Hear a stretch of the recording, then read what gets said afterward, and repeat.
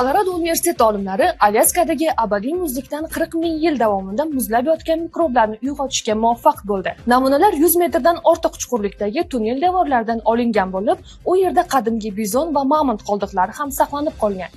Mikroblar suv bilan aralashib, 4-12 gradus haroratda bir necha oy davomida inkubatsiya qilingandan so'ng asta-sekin jonlanib, organik moddalarni parchalab, karbonat angidrid ajrata boshlagan.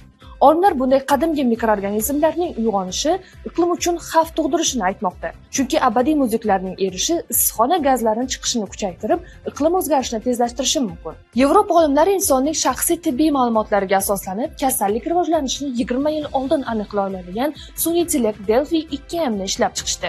Yangi model insonning tibbiy tarixi va ma'lumotlarini tahlil qilish orqali kelgusida salomatlik holatida yuzaga kelishi mumkin bo'lgan kasalliklarni aniqlab beradi. Delphi 2M yordamida ehtimoliy salomatlik ssenariyini tahlillash va individual xavf omillarini baholash mumkin. Sun'iy intellekt UK Biobank loyihasining 400 ming ishtirokchisi hamda 1.9 million nafar Daniya fuqarolarining tibbiy ma'lumotlarini asosida o'qitilgan.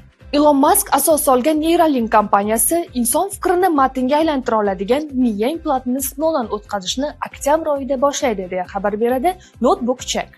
Loyihaning asosiy maqsadi so'zlashish qobiliyatini yo'qotgan insonlarga yordam berish. Yangi texnologiya miya faoliyatini to'g'ridan-to'g'ri matn yoki ovozga aylantirish imkonini berib, klaviatura va boshqa qurilmalarsiz muloqot qilishni ta'minlaydi.